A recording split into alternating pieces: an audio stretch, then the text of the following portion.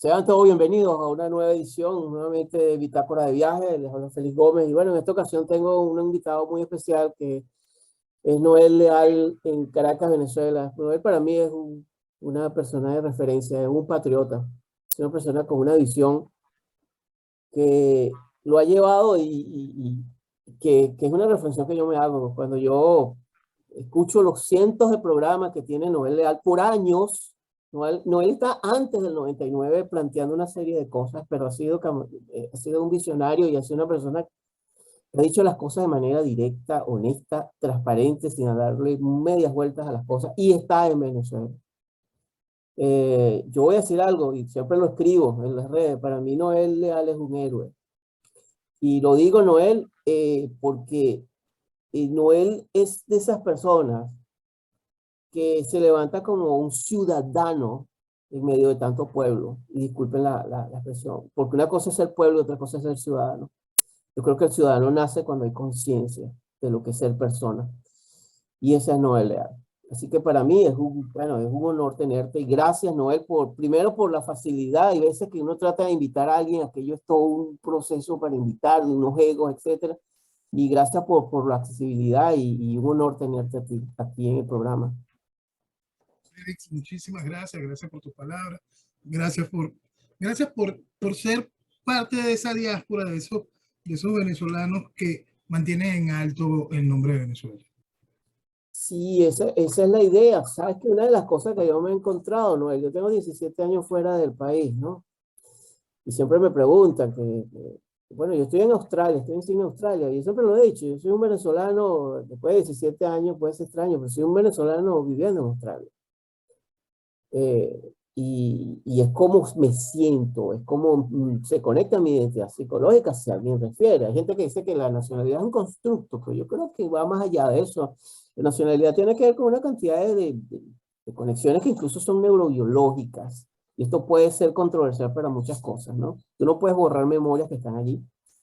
Y yo creo que el país o el ex país, debo decir, uno lo lleva. En este caso, el país, uno lo lleva. Y uno, 17 años, muchas cosas han pasado. Y básicamente la intención que me convoca esta entrevista contigo es hacer una serie de distinciones. Y la primera es la siguiente. Yo en Venezuela, mi profesión es médico. Y uno como médico, uno aprende del método científico algo que es el estudio, básicamente para acercarse a eso que llamamos un diagnóstico. El diagnóstico en medicina es fundamental. En la medida en que un médico o un especialista se acerca al diagnóstico,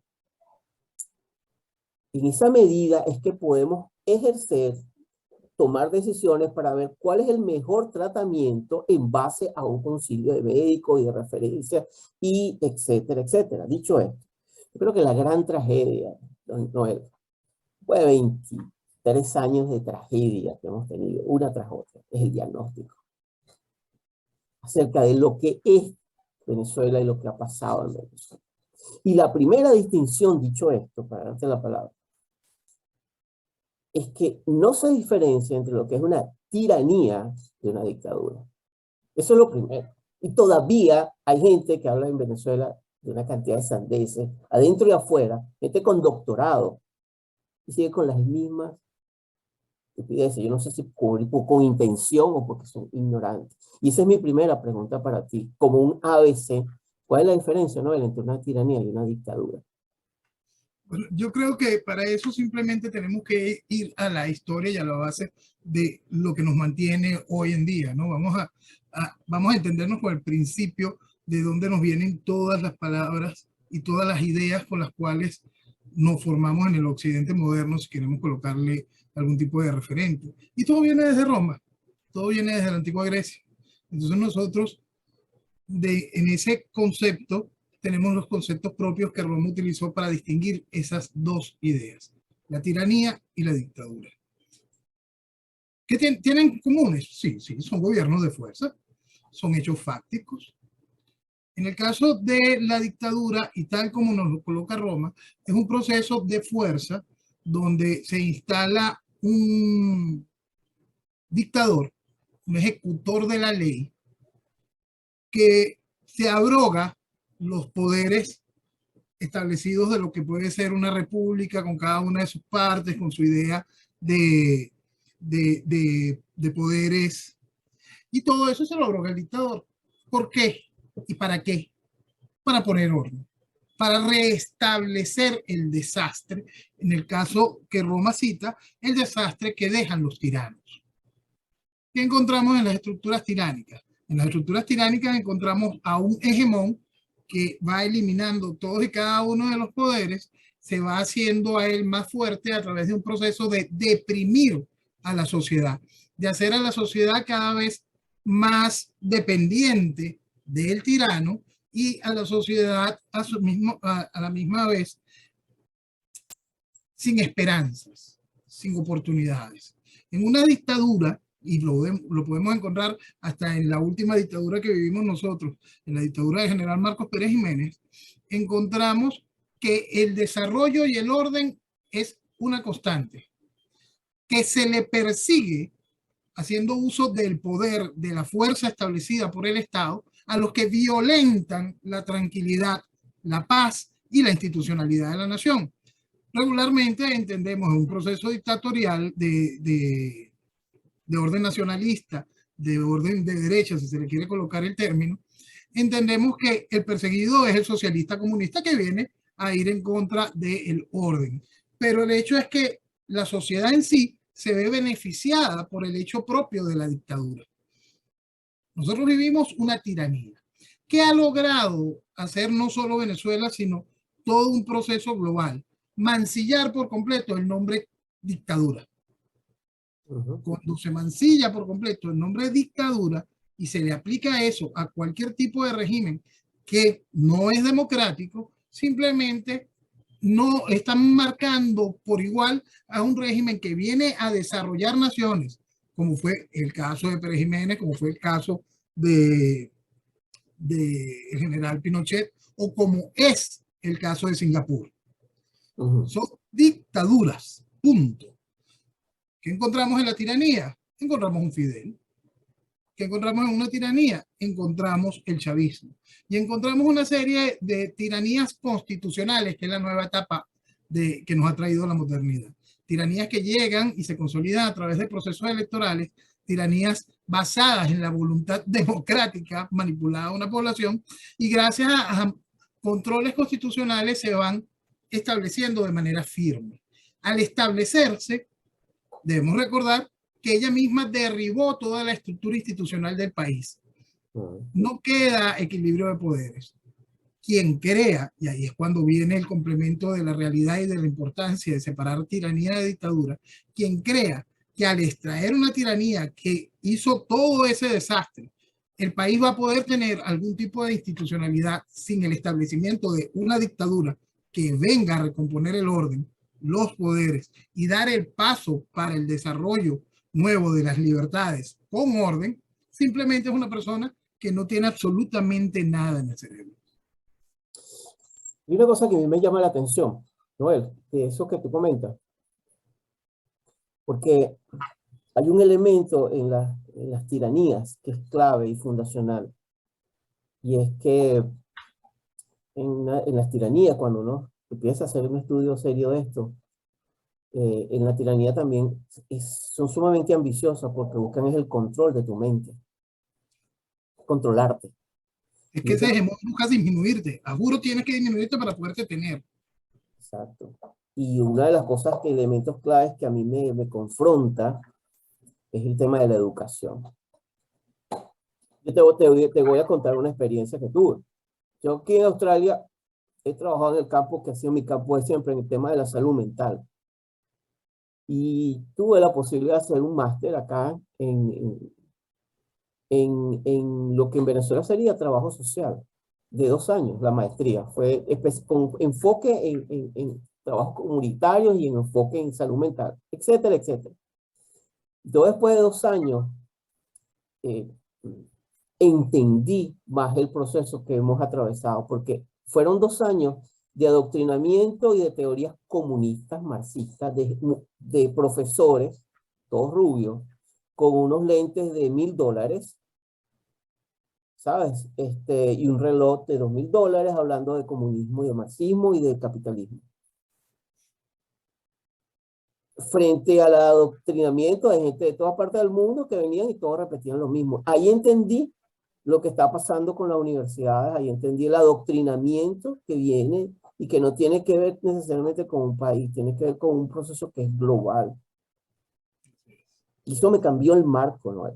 Completamente. Yo creo que esa experiencia de poder tener que ver eso y que no, y entender que hay un control de que viene desde el kinder, yo creo que desde la escuela, para adoctrinar y enseñar a los niños una cantidad de conceptos erróneos, porque son erróneos, traen es lo que estamos viendo, es la consecuencia de lo que estamos viendo en Occidente, y más si quieres en Venezuela. El caso venezolano es un ejemplo. Sin ¿Cómo lo duda. ves tú?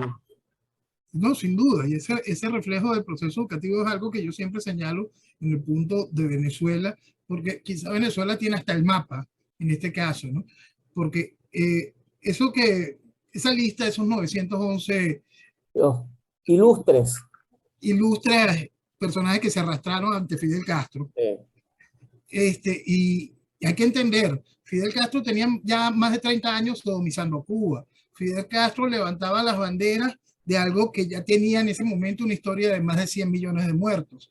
Fidel Castro ya había hecho varias intenciones de invadir militarmente a Venezuela. Sí, sí, es correcto. Entonces, por eso es que cuando uno revisa esa lista, los cargos que tenían, los cargos que tuvieron, ese poder que ejercieron en las mentes de mucha gente y que aún hoy siguen teniendo un peso específico extraordinario en la formación de muchos venezolanos. Ahí tienes el mapa, ahí tienes la realidad de qué es lo que hace la estructura de izquierda para ir penetrando y deformando mentes.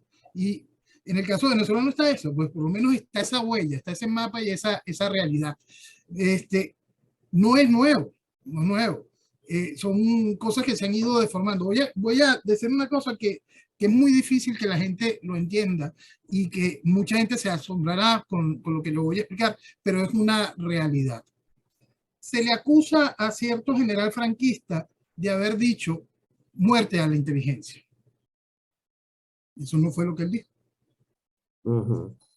Él en ese lugar, en esa universidad, explicó claramente que lo que estaban haciendo era manipular la inteligencia y la cultura para ir en contra de la lógica.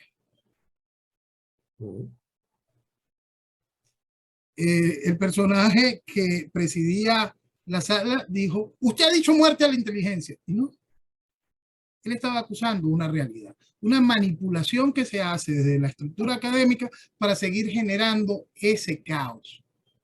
Y es una cosa que la vimos allí, la vimos también en Chile, tiene una historia muy similar con respecto a un ministro y la queja que estaba haciéndole a un rector de una universidad, pero ahí era esa voz en contra. Aquí no, aquí fueron diligentemente 911 traidores a la patria a decirle al mundo, nosotros estamos haciendo este cheque para entregarle a Fidel a Venezuela, para entregarle al imperio del comunismo a Venezuela.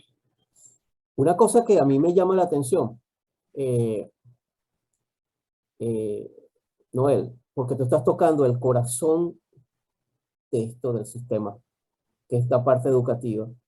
Bueno, esos 911 ilustres, abro comillas, cierro comillas, tú ves declaraciones de muchos de ellos, unos yo no fui, eso no, eso fue, o se esconden, pero aún así tienen la arrogancia y la prepotencia de seguir opinando. Yo me hubiese callado, me hubiese desaparecido, hubiese pedido una carta pidiendo perdón. Ni siquiera eso. Ni Nada. siquiera eso. Ni siquiera eso. Ninguno tiene ni siquiera el valor de por lo menos escribir la carta. Tú sabes que otro personaje que sí asumió sus culpas fue aquel director de la revista Bohemia que ayudó todo el soporte de Fidel, de la revista Bohemia de Cuba. Él coordinó todo el soporte comunicacional que se le dio a Fidel Castro estando en Sierra Maestra. Todo lo hizo él. Y le dio todo el soporte de los primeros años del proceso revolucionario. Viendo lo que estaba sucediendo, él mismo escondía, sembraba mentiras, decía cualquier cantidad de cosas. La carta de su suicidio está en Venezuela Vetada, una carta donde él explica y le pide al resto de sus amigos, a sus compañeros, al resto de sus camaradas culpables como él de la desgracia, que levanten sus voces, que asuman ese mea culpa que le estaba haciendo. Él termina su carta, se suicida, consciente de la salvajada criminal que había hecho él contra su país, contra la libertad, contra la vida misma. Él estaba consciente de esto. No, estos se sienten absolutamente orgullosos de participar en esta desgracia. Hay una cosa importante, Noel, que yo recuerdo, y básicamente precisamente por eso esta conversación, porque es como una especie de ABC, tal vez no para ti ni para mí, pero es un ABC para muchos que nos escuchan y se pueden sorprender todavía después de 23 años del ciclo que se repite y se repite, es el tema de cómo precisamente el tema de las élites. Se habla mucho y se culpabiliza mucho al pueblo, al país, a la gente, por los votos, por la votación. Y yo sí creo lo que tú dices, yo estoy de acuerdo contigo. En el caso del venezolano y en el caso de América Latina, sí, hay una serie el concepto podría llamarse mapas, creencias arraigadas de generación en generación, conjunto de creencias y valores que no llevan al desarrollo. Esos mapas, hay mapas para el éxito, hay mapas para conformar una república saludable, fuerte, robusta, y hay mapas para destruir. Eso se sabe mucho de ingeniería social. No estoy hablando de ciencia ficción, lo que me estén escuchando. Esto está de librito y está estudiado. Cómo controlar, cómo generar sumisión, miedo, cómo generar alegría, cómo generar lo que tú quieras en las masas. Eso está estudiado. Pero hay una cosa, y de eso yo quiero, que es una cosa que siempre me he reflexionado. Se culpa mucho al venezolano por las votaciones, por las elecciones, eso que es otro tema. Pero yo me digo, ¿dónde está el papel de las élites económicas, políticas, eso que llaman intelectuales, en todo este proceso terrible de destrucción? ¿Cuál es la responsabilidad de eso que llaman los humoristas, los periodistas? Yo me acuerdo cuando habían las marchas de gente dejando la sangre, siendo golpeados salvajemente, esos insignes humoristas de un periódico llamado Tal Cual, burlándose y haciendo que la vida era democrática y que en Venezuela lo que había y aquellas burlas y habían show y espectáculos, mientras mucha gente dejó la vida en las calles ensangrentadas de Caracas. Yo lo viví. Y todavía le rinden culto al creador del periódico. Por supuesto. Todavía se le rinde culto al criminal Teodoro Pekov. Claro. Y eso es algo que me impacta porque todavía se defiende como, por ahí le escuché a una periodista decir, qué lástima para Venezuela que no llegó a presidente. Sí. Dios mío. O sea que antes de que él se muriese, yo puse un tweet. Es importante que el día que Teodoro se muera, abran un hueco bien, bien grande para meter ahí de una vez a todos los que dijeran que este hubiese sido un tronco de presidente. Sí. Y esos periodistas son los periodistas que han estado siempre allí, en el Nacional, el Universal, han sido creadores de Matrix y han confundido mucho a muchísima gente, sobre todo en el inicio de esta tragedia. Cuando empezaban a hablar de que no, esto es democracia, pero se están desviando, y teníamos también a la gente de la OCAP que sigue todavía. No es casual que de la OCAP está nada más y nada menos que Arturo Sosa dirigiendo los servicios secretos del Vaticano. No es casual, ¿no? Y yo creo que es una gran reflexión, ¿vale? Las élites en Venezuela, yo creo que cómo han fallado y son incapaces de pedir, porque es que no tampoco les importa. Y hay que entender el porqué, y por eso hay que irse mucho más allá de los 20 años. Igualito como podemos poner esa fotografía de estos 911 que se arrastran en 1989, nosotros tenemos que entender que la gran mayoría de nuestras élites económicas actuales simplemente eran socios del Estado. Ujú, ujú. Entonces, al ser socios del Estado, no es ni siquiera el referente natural de que el poder económico se asocia al poder, no importa quién detente el poder. No.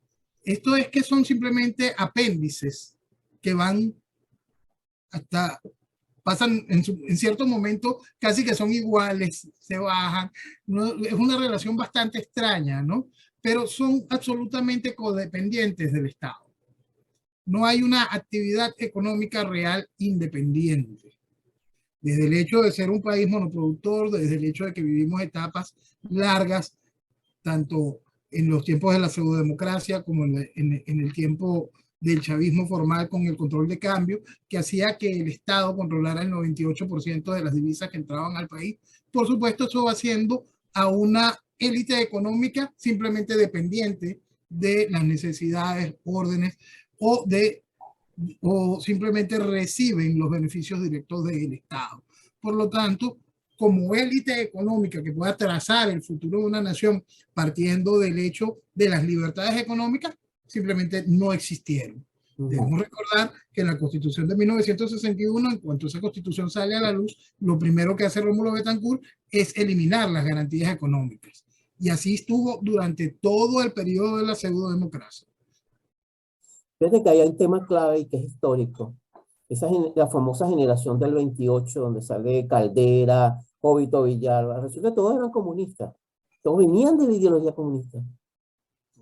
Y aún hoy, cuando te salta una DECO y tú le dices, pero tú sabes que Rómulo fundó el Partido Comunista de Costa Rica, Correcto, te lo niegan. correcto. Ah, sí, sí, sí, sí. Cuando tú le explicas a alguien que no es una DECO furibundo lo que es el fabianismo, que se entienda cuál es el concepto del nacimiento de la socialdemocracia, el por qué, cómo este asunto que el mismo Rómulo dejó claro con el asunto de la vaselina para poder meter comunismo. Sí, Dice, no, no, no, eso no es así. sí. Pero ahí está, es una realidad, la estamos viviendo. Fue vital para ese momento. Eh, Todavía esto es un monstruo que tiene décadas siendo amamantado. Y yo estoy, fíjate, la gente habla de, y muchas veces le escucho a gente todavía marcando el 99 como que fue el inicio de esta desgracia, y no es así. Esto tenía décadas siendo montado, siendo macerado para poder. Y fíjate, Noel, yo converso contigo esto, porque es para poder entender lo que está pasando en Venezuela, para poder entender lo que hemos vivido y para tener conciencia de ciudadanos, tenemos que tener un diagnóstico claro. Sin eso, es la tragedia que hemos tenido, la cantidad de vidas sacrificadas, mientras otros sinvergüenzas, cobardes, bandidos, viven, pero de lo mejor en eso que llaman el exilio del dinero robado y de los guisos que han hecho con los tiranos, ¿sabes? Es una de las cosas. Porque lo que pasa es lo siguiente, y tú lo sabes bien, Noel, cuando tú vives en el exterior, yo soy una persona honesta, yo tengo 3 trabajos, lo digo con toda honestidad, para poder pagar mis cuentas ajustadamente y tengo una vida austera. No tengo nada que esconder ni nada. Pero cuando tú ves eso, y eso no me genera envidia, ¿eh? Eso no me mueve, pero cuando tú ves un sinvergüenza de esto que se llaman políticos y opositores, se hacen llamar y viven con los niveles de lujo, tú entiendes el nivel de corrupción y de complicidad que hay con esto que se hace llamar, que yo me niego a llamarlo oposición. Estos son mercenarios de la política, donde están todos metidos. es importante varias cosas allí. Yo siempre he insistido que lo primero que se tiene que entender es el proceso ideológico que está dominando cada una de estas acciones. Entonces nosotros colocamos y es lo primero que se niega. Pues. Yo siempre insisto, esto es socialismo, entiéndalo, entienda que eso que se viste de oposición son socialistas, izquierda vegetariana, izquierda carnívora en el ejercicio del poder, y eso es fundamental para ese diagnóstico inicial de esto. Ahora, cuando lo pasamos a la estructura de por qué Venezuela y por qué ha recibido tanto soporte internacional el proceso del chavismo, es importante entender el marco revolucionario en el que estamos colocados regionalmente y que comprender qué es el Foro de Sao Paulo a partir de su nacimiento, entender como para la creación del Foro de Sao Paulo interviene de manera directa la estructura narcoterrorista de los carteles colombianos. Y ahí se puede asociar de manera directa el concepto del narcotráfico dentro de este proceso de izquierda. Hay que estar consciente de la criminalidad y la izquierda siempre van de la mano, es un hecho constante. Después de que nosotros tenemos esa realidad, ese inicio de diagnóstico, hay que entender qué es lo que está sucediendo globalmente. Las revoluciones no son huérfanas y por eso en aquel momento, en 1998, yo explicaba que Venezuela lamentablemente entraba en un proceso revolucionario neocomunista fundamentalista, indicando el fundamentalismo en el proceso de desarrollo islámico, que era en aquel momento la bandera del fundamentalismo en Irán. Eso estaba allí, está claro. Hoy, casi 25 años después, se sigue negando esa realidad. ¿Por qué se niega esa realidad? Porque no se acepta ni siquiera la primera parte del diagnóstico, porque no se entiende lo que es un proceso ideológico. Cuando no se entiende, se banaliza el poder de un proceso ideológico, simplemente el resto no tiene ningún tipo de sentido. La gente se queda en los accesorios. Sí, son unos criminales, son unos narcotraficantes, sí, pero ¿cómo entiendes tú que este narcotraficante que está aquí se lleve también con Macron en Francia? Claro, claro. Porque es un proceso ideológico que te une. ¿Cómo es posible que este narcotraficante que está, que es casi que un analfabeta funcional, que es Evo en Bolivia, pueda tener esa tranquilidad de volver al poder después de que fue sacado?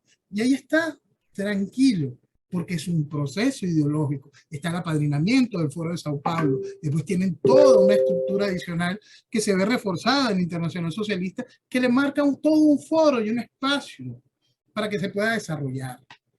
Este proceso que nosotros vivimos en Venezuela, donde vivimos en el momento en que Venezuela necesitó aislarse, se aisló, y que ahora vuelve de la mano del guiado y cada una de estas cosas a la escena internacional con total tranquilidad. ¿Por qué? Porque ahora el marco regional te permite hacerlo.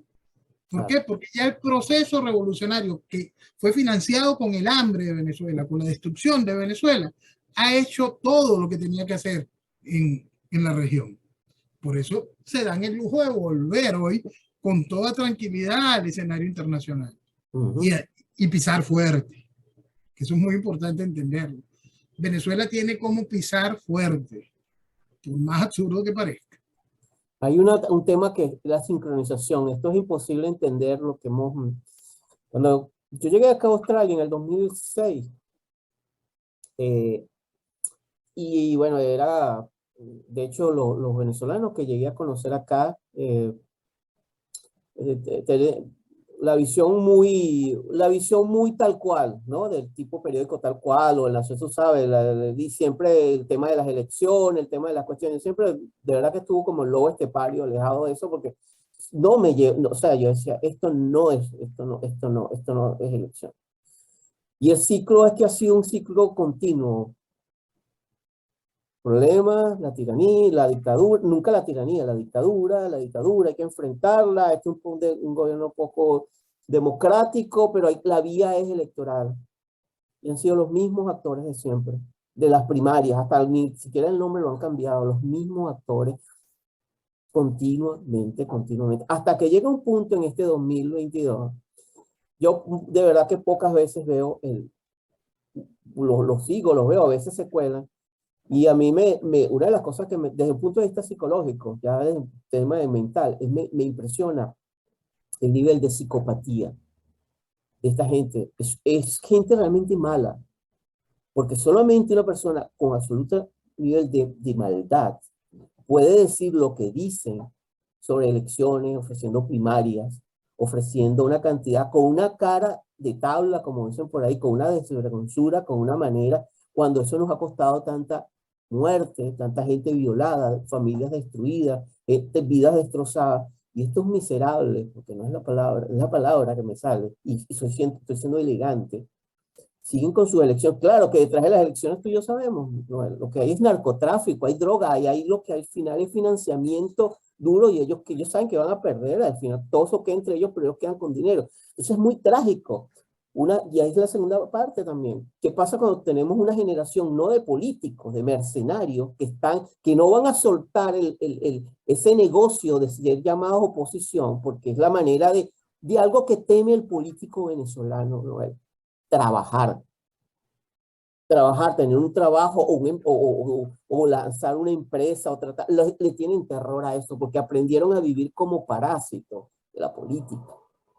Yo lo primero que le pediría a un político que me pide su voto es muéstrame tu resumen, tu currículum, a ver en qué lugares has trabajado. O sea, yo lo primero. Y te das cuenta que toda su vida ha sido en torno a la política. Entonces, cuando tú tienes una generación que se ha acostumbrado a robar, es difícil. Es difícil pedirle al pueblo o al ciudadano, los ciudadanos que quedan en Venezuela, otra cosa diferente, porque también las élites, y lamentablemente estas son estas élites patéticas que tenemos, es como un padre. Por eso la función del liderazgo de las élites, ¿sabes? Y ahí es donde queda la contundencia. Bueno, pero y entonces, por eso es que me parece que el tema cultural, el tema de la educación es tan clave. Porque hay temas, venimos de las universidades que han sido nuestras universidades en Venezuela y en el resto del mundo, incluso los mal llamados países del primer mundo, en escuelas de formación. Escuelas de formación. Y eso, por eso es que hasta el mismo concepto de la educación, la educación ha sido usada para deformar, no para elevar ni para darle universalidad sobre todo en lo que tiene que ver con los procesos universitarios. Pero hay un punto que es adicional también, que está en la inteligencia natural que cualquier persona tiene. ¿Qué es lo que pasa con nuestras sociedades modernas? Hay una cosa que yo siempre cito con respecto a Venezuela. En Venezuela, fíjate que tú te fuiste de aquí ya graduado en tu área y todo lo demás y pudiste conocer. En Venezuela tenemos cualquier cantidad de venezolanos que tienen altísimas capacidades técnicas y profesionales. Altísimas. Pero política, aquí no hay nada. Nada. No hay nada. Coincidimos. Y eso tiene que ver con su inteligencia natural, con la universalidad, con toda una cantidad de cosas que son cercenadas. En ese proceso que cuando cercenaste la sociedad, hasta el individuo ha sido cercenado en su universalidad. Y su inteligencia natural se vio cooptada por estructuras de especialízate, especialízate, especialízate. Pero, ¿y el resto? ¿Y la vida? ¿Y el entendimiento natural de las cosas? Tú sabes que yo tengo la fortuna, quizás, de que mucha gente me escribe y me pregunta o me hace algún tipo de cuestionamiento. Y entonces, enseguida empiezan, leí un libro de tal, leí un libro de tal, leí un libro de tal. Y cómo no, se esfuerzan en intentar estudiar, culturizarse sobre cada una de las cosas. Y hay un momento que yo le pregunto, ¿pero qué piensas tú? Tú. No, tú sabes que en el libro de tal, no, ¿qué estás pensando tú? Y hay un momento en que la gente lo primero que tiene que hacer es entender cómo le está afectando una situación para poder comprender lo que de verdad está mal, no lo que te están diciendo que está bien, aunque esté absolutamente mal.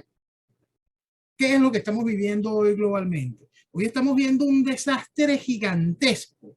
¿Qué te están diciendo que está bien? Entonces, ¿cómo es que se acepta eso? Un proceso educativo que te deformó, que te mató tu naturaleza, tu inteligencia natural, y que debido a ese proceso de especialización, de segmentación, perdimos universalidad y no entendemos absolutamente nada de lo que sucede alrededor.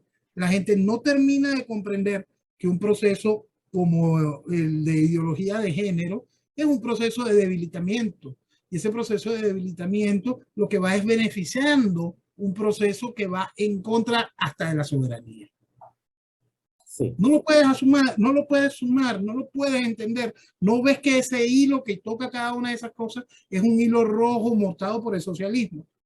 Eso no es una fantasía, está ahí, es evidente. Simplemente las personas terminaron con una gran incapacidad de entender lo evidente. y una increíble capacidad de aceptar lo incorrecto.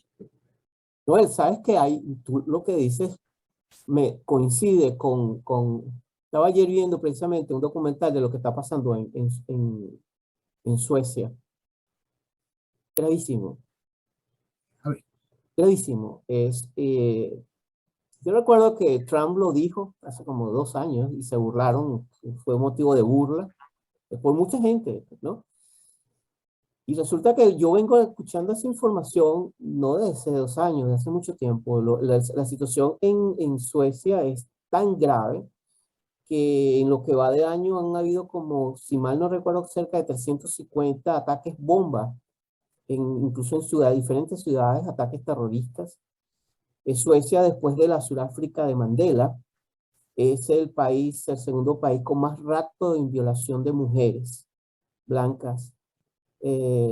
Y digo lo de blanca, acentúo lo de blanca porque es las estadísticas, yo no estoy inventando absolutamente nada, donde tienen lugares donde los propios suecos no pueden entrar porque hay guetos de inmigrantes, básicamente musulmanes y de África, que no permiten que entre alguien que no sea de su grupo.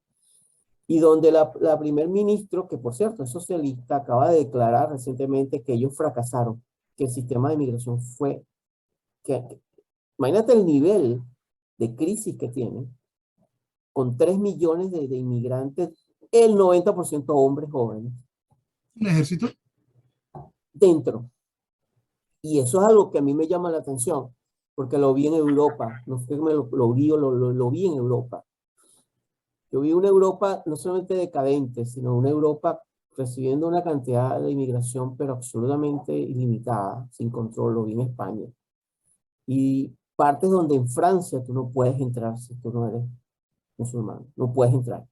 En Londres igual. Te puede costar la vida, como me pasó a mí en Barcelona, España, que casi me cuesta la vida entrar al barrio musulmán y no me había dado cuenta que había entrado. Me iban a dar 2 puñaladas. Y porque corrí como corrí fue que me salvé. Y porque hubo un buen ángel que me dijo, cuidado que te están esperando. Entonces te digo esto por esta reflexión, porque cuando uno ve el monstruo, porque ya lo hemos visto, tú ves esta Europa, lo mismo pasa en Canadá, lo ves en Estados Unidos con una gente, sobre todo en la República de California, donde son gente está completamente idiotizada. Y no ven el monstruo que está comenzando, el leviatán que tienen allí. Tú das cuenta, y tú lo decías en una entrevista, de las múltiples entrevistas, el problema es que es la resistencia a pensar, a reflexionar que tenemos en estos tiempos. Una generación en su mayoría idiotizada, incapaz de ver más allá de lo que pueden ver sus ojos. Pueden ver, pero no mirar. Ha sido estupidizada. Completamente, hombre. Y eso no es porque pasó, no, hay una dedicación para lograrlo. Exacto. Hay una estructura que lo hizo posible. Hay una estructura que trabajó de manera consecuente y trabaja para que eso sea cada vez más efectivo. Hay una estructura que no solo hizo eso en el proceso educativo, sino que adicional te genera un esquema de libertinaje y no de valor por las libertades, en el cual entre esos ingredientes está el consumo de drogas sin ningún tipo de frenos. Y entonces tú encuentras esos desastres, ciudades zombies, que son una constante ahora en los mismos Estados Unidos. Entonces, empezar por ese tipo de discusiones es tan difícil cuando tú tienes que explicarle a alguien que puedes tener con él cualquier cantidad de cosas en común, pero el personaje viene y te defiende la liberación de las drogas. Y entonces uno le pregunta y lo lleva a la realidad. ¿Tú tienes idea de por qué fue la guerra del opio? Y entonces me dice, bueno, de verdad no lo he estudiado mucho. Estudialo. Porque allí un emperador sabía que había un problema. Que eso que estaban metiendo para poder lograr la balanza de pago, en ese momento ese imperio británico que era un narcoestado, estaban metiéndole veneno a esa sociedad. Y este emperador no estaba preocupado por la balanza de pago porque él estaba cómodo en la balanza de pago. Él lo que quiso fue parar el daño que iba a hacer el opio en su sociedad. Eso le costó una guerra y esa guerra pasó todo ese espacio adicional que fue todo el siglo de la humillación china.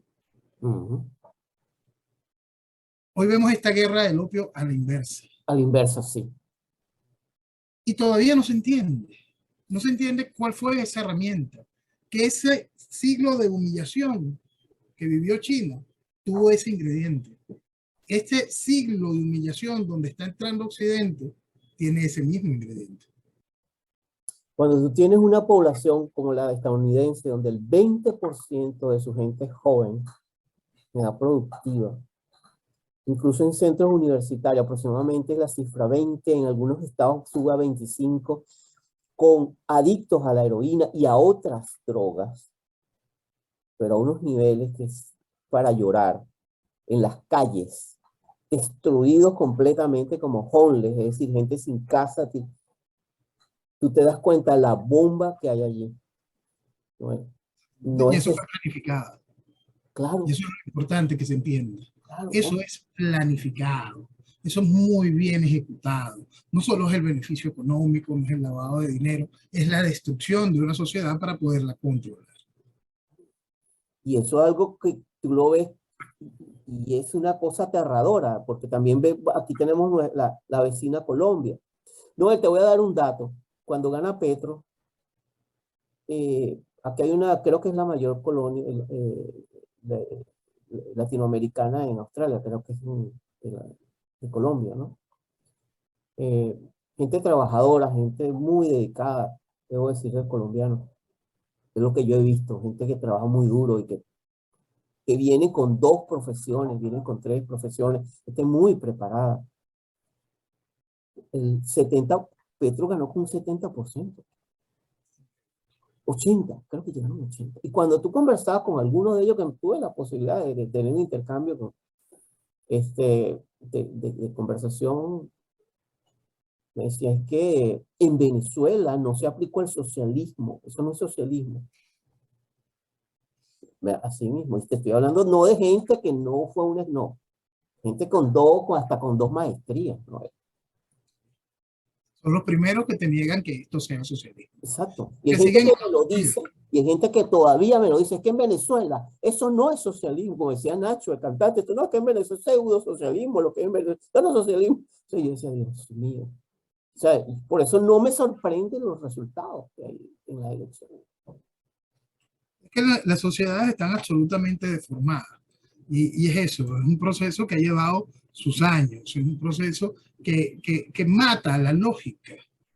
Porque lo primero que hay que entender todo este tipo de situaciones es que existe una lógica, compréndelo. Tú puedes tener, tú puedes tener tu conciencia de comprender que tú puedes estar o sin leyes o puedes creer que todo el mundo debe estar bajo el mismo nivel. Pero eso eres tú. Los individuos somos absolutamente distintos.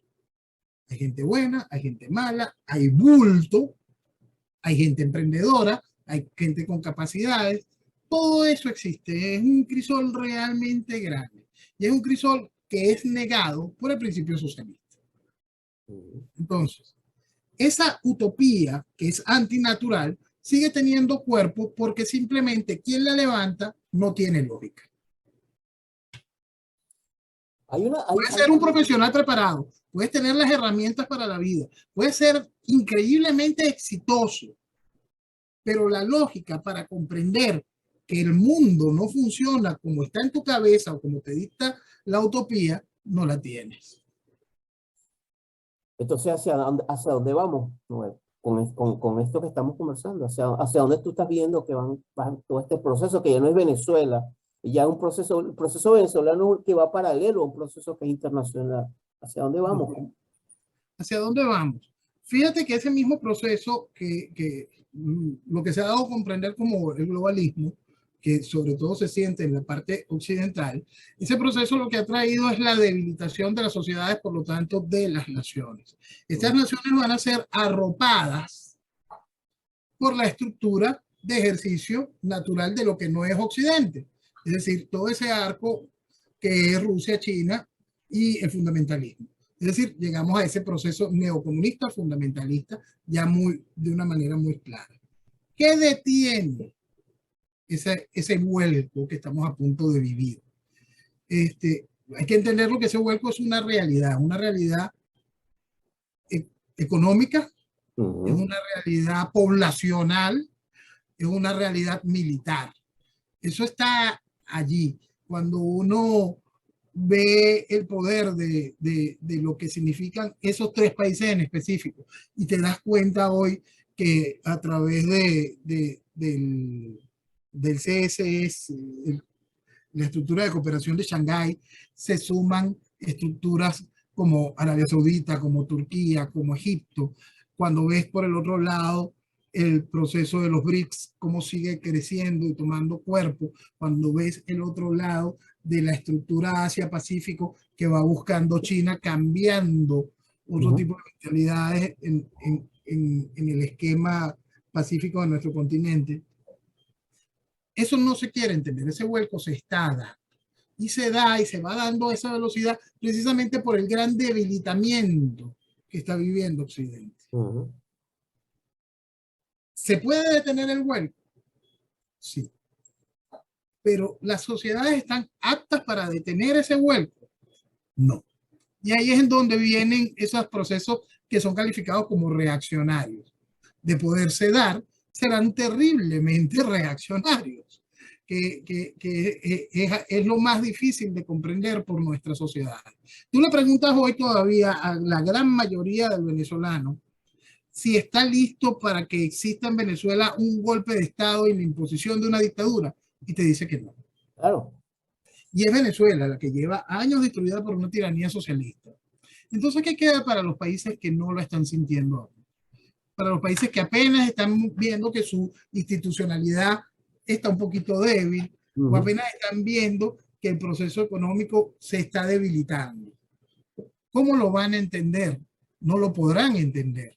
Y es allí cuando se hace más contundente la reacción. Lo peor de este cuento, y es que es lo difícil de comprender, que para que nosotros mañana podamos decir que tenemos la libertad que no se vive en aquellos países, tenemos que vivir bajo la opresión de una dictadura. Es increíble. Bueno, no, eso es intragable para las élites intelectuales. Ojalá fuera solo a las élites. Y ojalá fuese solo a las élites. Ojalá fuese las élites. Porque las élites, por supuesto, no lo van a tragar y van a hacer muchísimo daño diciendo de que eso no es necesario, que esto es antidemocrático. Eso lo sabemos. Pero ojalá fuese solo las élites. Es que la sociedad, en su infantilismo, todavía no entiende la gravedad de lo que vive. Entonces, como tiene un diagnóstico errado, como el tratamiento sigue sin funcionar, porque no atiende al eje del despertar mental sobre la realidad sigue oculta y banalizada, absolutamente banalizada. Entonces, simplemente no puede entender cuál es el tratamiento adecuado para el diagnóstico. Exactamente. Y por eso es tan importante el diagnóstico, porque ha sido como como han tenido la población por más de estos 25 años, el caso venezolano de tragedia, unos medios de comunicación que son al final le sirven a todo el sistema, porque todo es un sistema integrado, para tener entretenido a la gente. Y bueno, tenemos primarias y viene un nuevo liderazgo y luego viene y ahí sí vamos a resolver las cosas. Y la gente, no puedo decir la gente, y esa es otra pregunta que te tengo. Tú que estás en Venezuela, ¿ha despertado el Venezuela? Yo no puedo decir todo, pero el ciudadano en la calle ha despertado en promedio. No, el ciudadano lo que ha hecho es una peligrosa apatía política. Y eso no es bueno. Porque la gente tiene que entenderle, a diferenciar también la política de la politiquería. Claro. La gente tiene que entender la importancia de la política para poder vivir en sociedad. La gente tiene que entender la importancia de que exista una estructura representativa, que esas estupideces horizontales no tienen ningún tipo de razón de ser para el desarrollo de una nación. el asunto es que la gente entró en un proceso de apatía política. Ujú. Esa peligrosísima apatía política es aprovechada por la estructura politiquera y por la estructura de manipulación y control que ejerce el poder. Entonces, ¿la sociedad despertó? No. Se está generando un núcleo, el inicio de una verdadera masa crítica. Sí. Esa masa crítica es constantemente bombardeada por veletas que creen que despertaron. Sí. El filtrar a la sociedad, que la sociedad se dé cuenta de su realidad, es un trabajo bastante difícil. Todavía, lamentablemente, estamos lejos de esa masa crítica mínima para generar el impacto necesario y dar inicio a un proceso de transformación. Es lamentable, pero es la realidad. Eso es estupendo y extraordinario, ¿sabes? Esto que me estás diciendo. Porque es ese infantilismo, tú lo defines bien, de tal vez porque venimos de esa estructura de educación que no solamente en las escuelas, tiene que ver con la familia. Cuando tuvimos como 40 años asado sensacional como a los Cisneros, como el ministro de Educación de Venezuela, a través de los programas donde se glorificaba a través de la vulgaridad y de espartajo y se veía como programas tanto en Radio Caracas Televisión como en Venevisión, una cantidad que se estaba deformando a la gente. Y lo que te digo es clave, porque una de las cosas, cuando hablamos de mapas del venezolano, hay un libro extraordinario, muy doloroso de leer, pero es interesante el libro. Se llama Autoestima del Venezolano, Democracia o Marginalidad, de Manuel Barroso. Ese libro fue escrito Noel en el 97.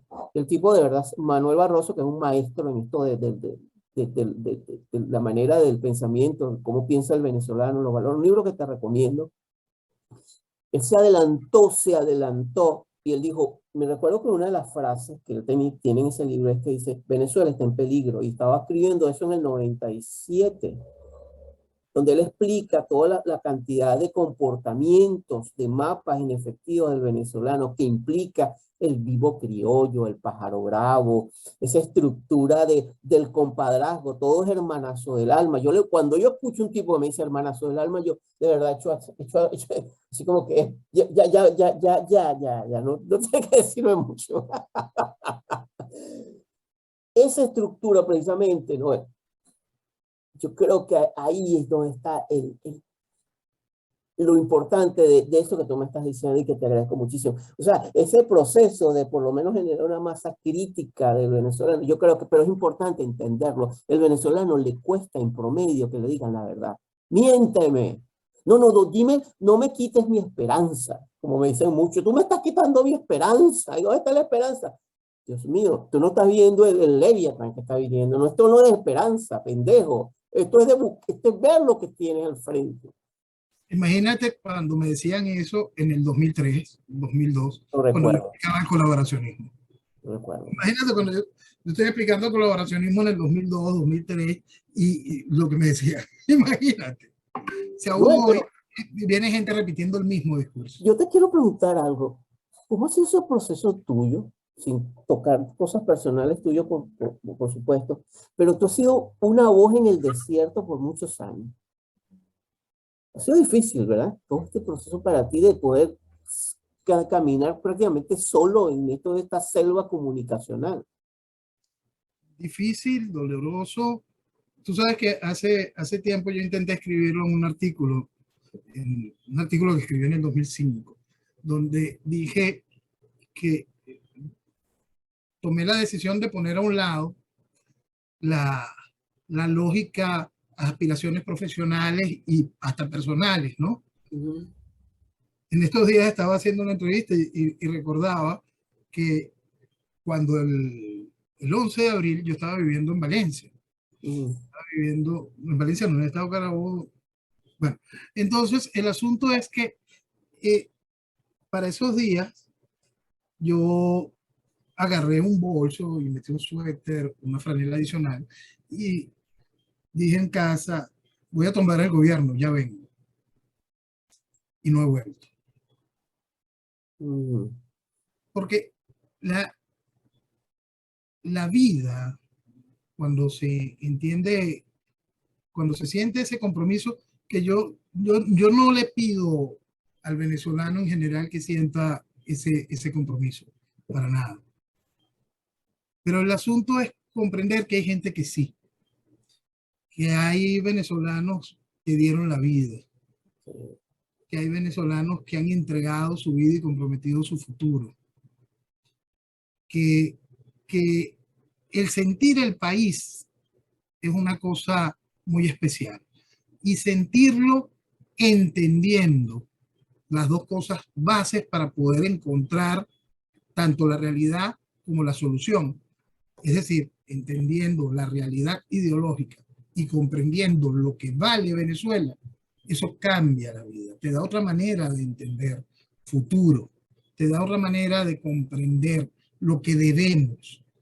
Esta maravilla de país, esta maravilla de país, tiene gente realmente maravillosa como tú, gente maravillosa que lamentablemente esta lucha nos ha ido arrebatando.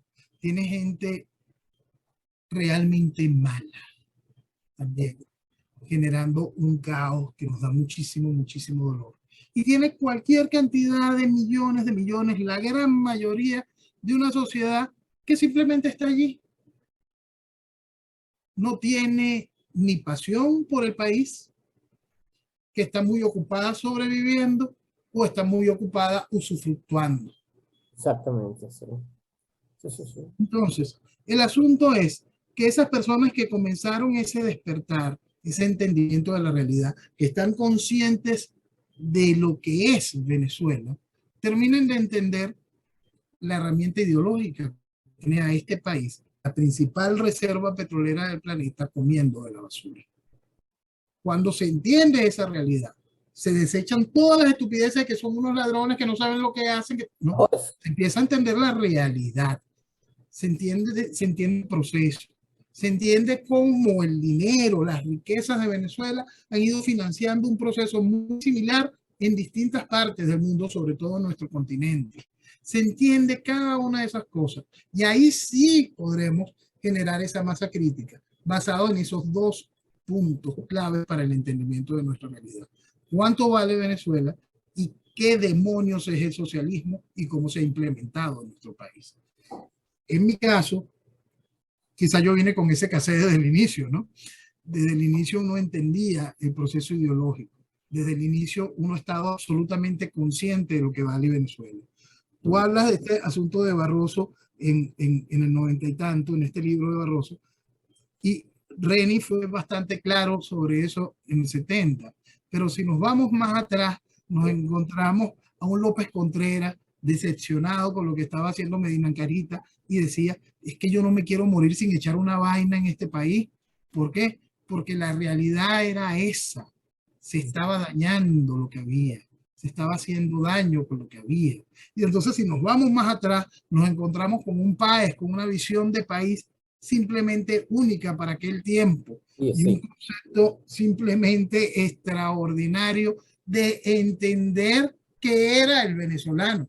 Sí, estoy Porque eso consciente. es lo que hace ese tipo de realidad. De Es hecho, decir, Noel Páez es un personaje muy especial porque yo te voy a, y esto puede ser controversial, pero realmente para mí es realmente el padre de la nación, el que se queda a fundar, el que se queda a construir.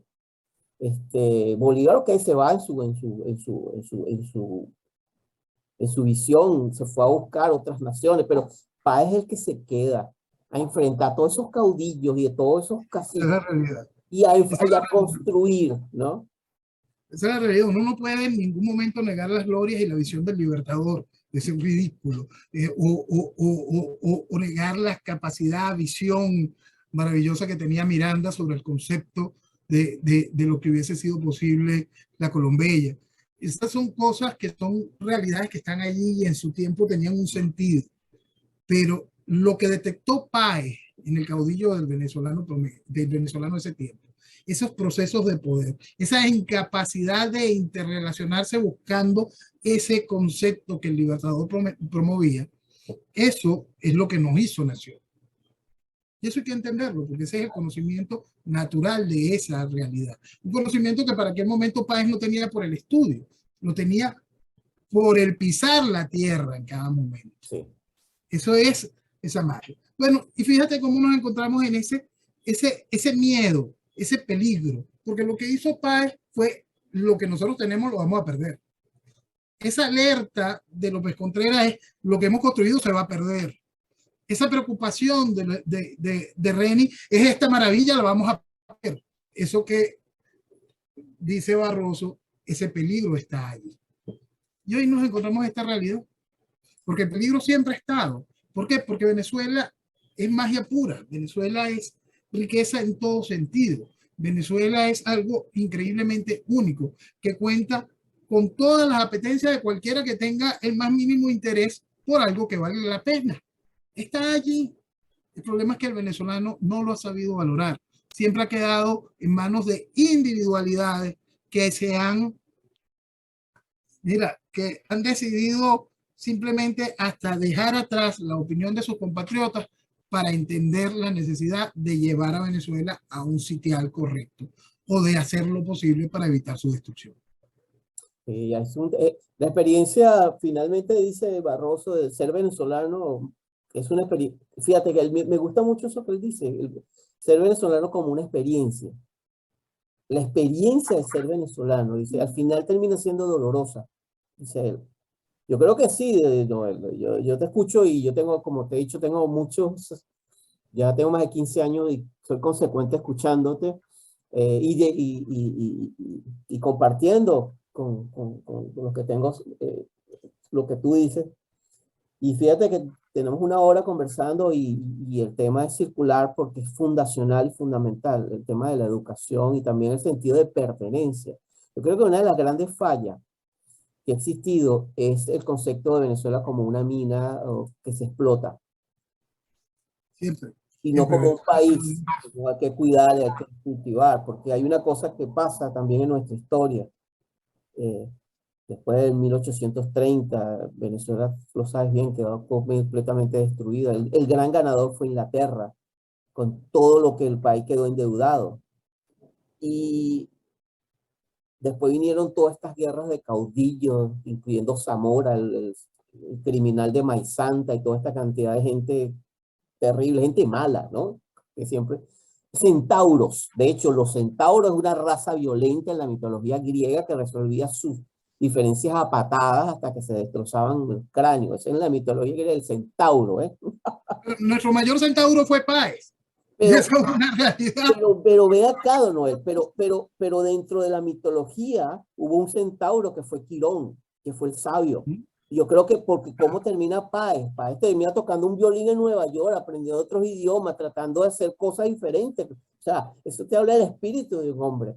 Pero yo lo que te digo, lo que yo rescato, es que durante todos esos 70, 80 años de revolución, la amarilla, la azul, la mariposa, qué sé yo, hubo un espíritu de los civiles que se quedaron a construir.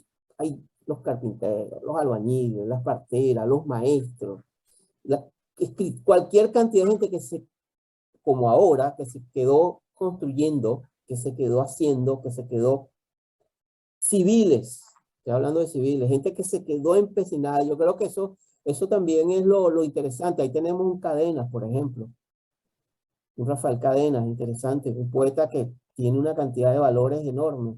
Y yo creo que, como tú dices, hay gente muy mala, terriblemente mala, pero también hay gente buena. Sí, por eso. Y esa gente buena fue, fíjate que este balance, porque esto es importante entenderlo, el chavismo vino a destruir a Venezuela y al venezolano. Esto es importante entenderlo y sobre todo para los que están en la diáspora puedan comprenderlo con esa realidad. Tú que fuiste ya hace 15 años y venezolanos que se han ido durante todo este periodo, que han ido buscando nuevas fronteras y a donde han llegado han mantenido una imagen correcta, la imagen del buen venezolano. No. Pero el chavismo ha impulsado la exportación de la basura, de gente dañada. Y eso hay que dejarlo muy, muy claro. Eso es también una operación muy bien ejecutada por parte del gobierno. Porque porque el estigma que nos va a quedar como venezolanos trae un proceso de desconexión con la patria en todo sentido. La patria se vuelve una entelequia total.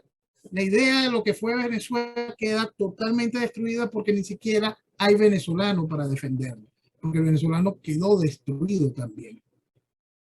Yo siempre explico, cuando quiero explicar hacia dónde nos lleva la revolución, y la gente señala Cuba, ¿no? Nos llevan a escenarios muchísimo, muchísimo peores.